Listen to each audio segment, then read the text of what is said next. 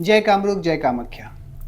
मैं आज माता कामाख्या के बारे में कुछ विशेष बातें को लेकर के मैं आया हूँ कि माँ कामाख्या का रहस्य क्या है। कुछ रहस्यमयी चीज़ें के बारे में मैं बताने वाला हूँ। मैं आपको बताने वाला हूँ कि पूरी पृथ्वी पे, पूरी धरती पे एक ऐसा स्थान, जिस स्थान पे एक योनि का पूजन होता है, जिस स्थान पे माँ का स्थान है, माँ सती का 52 शक्तिपीठों में, उस स्थान के बारे में मैं बात करने वाला हूँ। माँ कामाख्या अपने आप में एक बहुत बड़ी शक्ति, उनके बारे में मैं बात करने वाला हूँ। दूसरा टॉपिक रहेगा आज का कि माता कामाख्या में जो बलि होता है, बलि पे काफी लोग जानना चाहते हैं, तो माता कामाख्या में बलि किस प्रकार से होते हैं, उन बलि पे भी मैं आज आप सबों के बीच में बात करने वाला हूँ। बलि के साथ साथ में माँ का विवाह जो होता है वो ऐसे दिनों में होता है जिस दिनों का आप सोचेंगे तो आपके आश्चर्यचकित हो जाएंगे। माँ का कामाख्या का विवाह कामेश्वर से कब होता है, इन बातों को भी मैं आज इस वीडियो के माध्यम से बताऊंगा।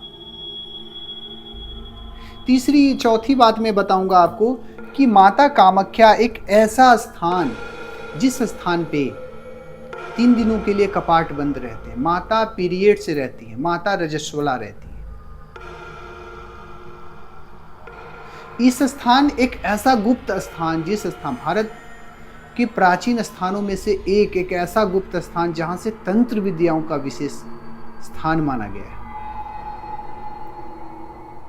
इन सभी बातों को मैं आज आप सबों के बीच में रखूंगा, लेकिन अगर आप पूरी वीडियो देखेंगे तभी आपको समझ में आएगा। बीच में आप जाएंगे तो आपकी मर्जी, क्योंकि हमारा वीडियो रहस्यमय चीज़ों को लेकर के, कुछ गुप्त साधनाएं के लेकर के मैं आता हूँ।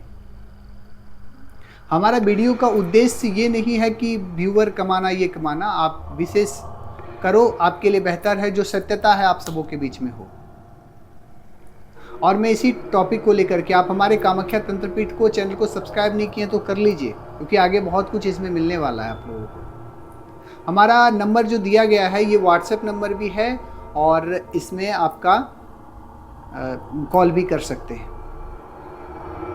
आप अगर विदेश, अदर कंट्री से हैं तो आपको पहले व्हाट्सएप करना चाहिए, क्योंकि आप व्हाट्सएप नहीं करेंगे तो अगर आप कॉल करेंगे तो कॉल उठ नहीं पाएगा ज़्यादा। तो आप पहले व्हाट्सएप करें, या तो व्हाट्सएप कॉलिंग करें, या तो व्हाट्सएप पहले मैसेज करके छोड़ दें। किसी भी प्रकार की परेशानी हो, तंत्र से रिलेटेड, ग्रह नक्षत्र से किसी भी प्रकार की अगर आपकी परेशानी हो तो आप हमारे कामाख्या तंत्रपीठ से जुड़ सकते हैं। चलिए, मैं वीडियो को ज़्यादा लघु ना करते हुए स्पीड से मैं बढ़ता हूँ। मैं बात करूंगा पहले कि माता कामाख्या में योनि का पूजन कैसे होता है, क्या है इसकी रहस्यमय बात। आपको पता है माता कामाख्या की जो रहस्यमय बातें हैं, राजा दक्ष से स्टार्ट होता है। माता जो सती थी, उनके पिता दक्ष थे। जब यज्ञ कर रहे थे उन्होंने, माता उस समय जो घटनाएं हैं आप सबों को पता है कि भगवान शिव को निमंत्रण नहीं दिया गया था, ब्रह्मा विष्णु सभी को दिया गया था, महेश को स्थान नहीं दिया गया था। सभी देवी देवता उस स्थान पे जा रहे थे कि भाई चलो, मैं साधना करने के लिए लोग जैसे जाते हैं ना, सभी देवी देवता उस स्थान पे जा रहे थे। परंतु एक ऐसी चीज़ों को उस समय देखने को मिला कि सभी देवी देवता जाने के क्रम में माता ने, भगवान शिव को तो पता चल गया, मैया देख रही है भाई सभी लोग जा रहे हैं तो मुझे क्यों नहीं बुलाया गया। उन्होंने शिव से बोला चलो मैं भी चलूँ अपने पिता के घर। तो ऐसे क्रम में शिव जी बोले कि भाई उनको पता था कि ऐसी स्थिति है कि वो निमंत्रण नहीं दिए, बिना निमंत्रण का कोई कैसे जाएगा। चाहे किसी भी स्त्री हो, अगर पिता का विवाह, अगर घर में अगर विवाह हो गया है तो वहाँ पे आपको बिना निमंत्रण का नहीं जाना चाहिए। ऐसा उन्होंने उनको समझाया, माता समझी नहीं, तो उन्होंने बोला ठीक है आप नंदी के साथ में चले जाइए।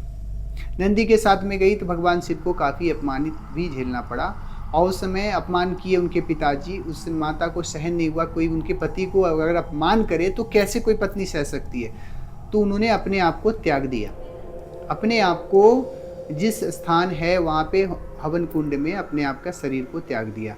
उस स्थान में ना, माँ का जब त्यागने के क्रम में जब भगवान शिव को ऐसी पता चला तो अपनी जटाओं से भद्रकाली और उन्होंने 2 प्रकार की चीज़ों को उन्होंने प्रकट करा, और उस स्थान पे जाकर के उन्होंने जब यज्ञ को उन्होंने रोक दिया। तो जाकर के इस स्थान पे ऐसा हुआ एक बार, भगवान शिव अपने एक अलग ध्यान में चले गए। माँ का जो वो शरीर था उसको लेकर के एक अलग शोक में चले गए। लोक लेकर के पूरी पृथ्वी पे उन्होंने भ्रमण करने लगा, पूरी दुनिया में ब्रह्मांड में उनके शरीर को लेकर के व्याकुल होकर के घूमने लगे।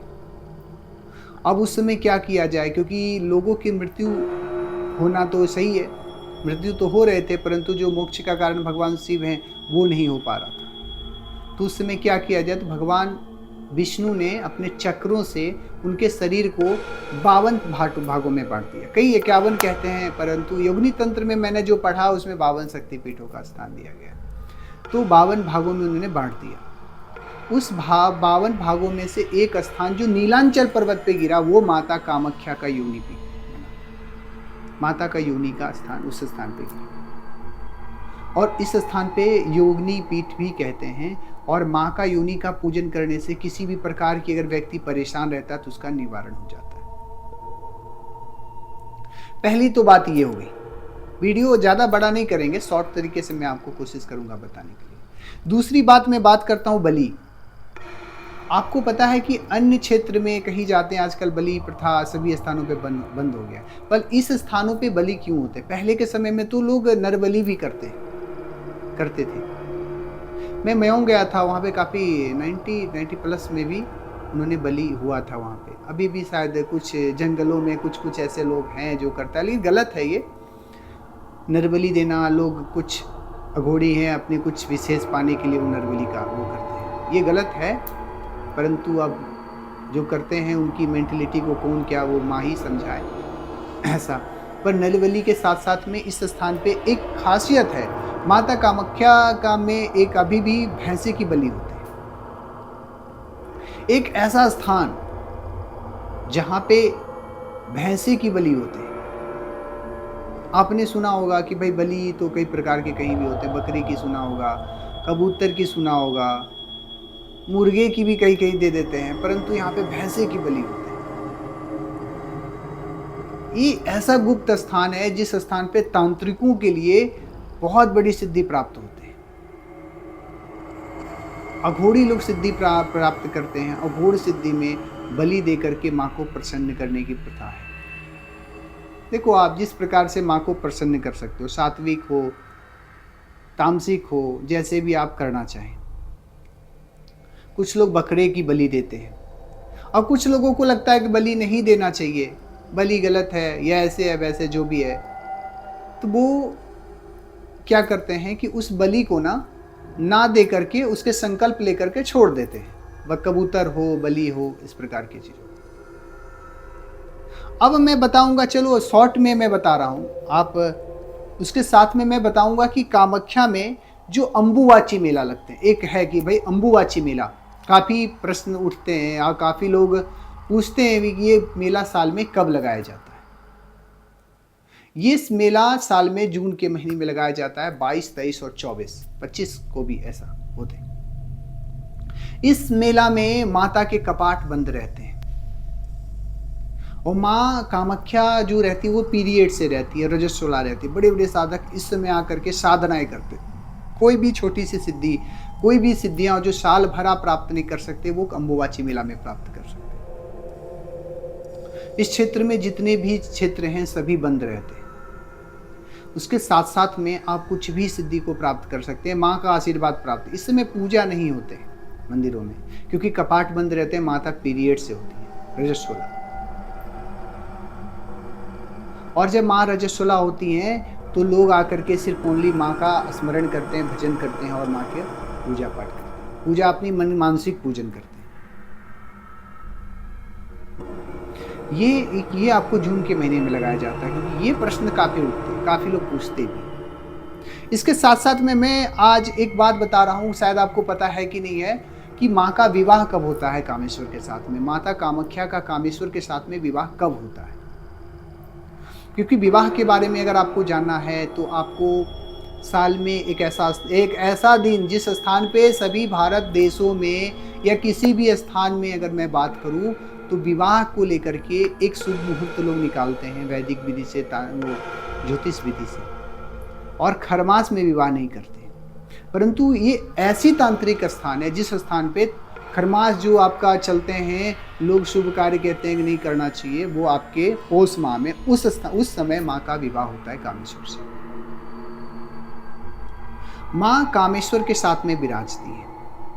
ये कामनाओं की शक्तिपीठ है और इन पीठों के बारे में जितनी भी बोलूं, ये पढ़ते कहाँ हैं? ये आपकी भारत देश के आसाम राज्य स्थित गुवाहाटी स्थित नीलांचल पर्वत पे माता कामाख्या विराजमान। यहाँ कोई प्रतिमा का पूजन नहीं होता है। यहाँ पे जो पूजन होता है वो माता कामाख्या का योनि का पूजन होता है। और इन प्रकार की योनि का पूजन माँ, ये कामनाओं की शक्तिपीठ है। कई पीठों के अनुसार में 52 शक्तिपीठों में सबसे श्रेष्ठ माना गया है माँ कामाख्या। आप माँ कामाख्या की साधना पा करके कुछ भी कर सकते हैं। आप माँ कामाख्या को स्मरण करने से ही उनको प्रत्यक्ष करने की क्षमता है। अगर आप मन से अगर आप चाहते हैं तो माँ कामाख्या प्रत्यक्ष हो जाती है। आदि शक्ति जगदम्बा है ना, माँ है, वो करुणामयी है, तो उनको आप तुरंत प्रत्यक्ष कर सकते हैं। मैं एक अलग वीडियो बनाऊंगा जिसमें एक पार्ट 1, पार्ट 2, पार्ट 2 इस प्रकार से कामाख्या की पूरी हिस्ट्री मैं बताऊंगा। इसमें कौल मार्ग क्या होता है, इसमें बहुत प्रकार की तंत्रिक क्रियाएं क्या होता है, किस प्रकार से माँ कौल मार्ग से बहुत लोग प्रसन्न करना चाहते हैं। मार्ग कई प्रकार के होते हैं, दक्षिण मार्ग होते हैं, वाम मार्ग होते हैं, किस प्रकार से कौन सी साधना किस प्रकार से होता है, घोर तंत्र क्या है, सात्विक क्रियाएं कोई करना चाहते हैं, कोई तामसिक क्रिया करना। तो मैं सभी प्रकार की मैं पार्ट 1 से पूरी कामाख्या की हिस्ट्री के बारे में मैं बात करूँगा। उनमें जितनी भी कथाएँ, नेपाली कथाएँ, बंगाली कथाएँ और जितने भी आसामीज कथाएं, सभी कथाओं को मैं आपको पार्ट 1, पार्ट 2 करके ऐसे में एक सीरियल वाइज में लाऊंगा। क्योंकि माँ के बारे में जानना बड़े सौभाग्य की बात है। वीडियो को ज़्यादा बड़ा मत करिए, क्योंकि ये वीडियो में इतना ही आप समझिए। और आप कामाख्या से अगर आप ज़्यादा परेशान है तंत्र से रिलेटेड, तो आप हमारे कामाख्या तंत्रपीठ में जुड़ सकते हैं। और किसी भी प्रकार की परेशानी है तो आप उसका निवारण हमारे कामाख्या तंत्रपीठ से पा सकते हैं। आप हमारे चैनल को सब्सक्राइब नहीं किए तो कर लीजिए, क्योंकि चैनल आपको बहुत कुछ देने वाला है। अगर आप माँ के उपासक हैं, महादेव के उपासक हैं, तो आपको बहुत कुछ मिलेगा इस चैनल के माध्यम से। वीडियो को बड़ा मत करें। जय कामरूप, जय कामाख्या।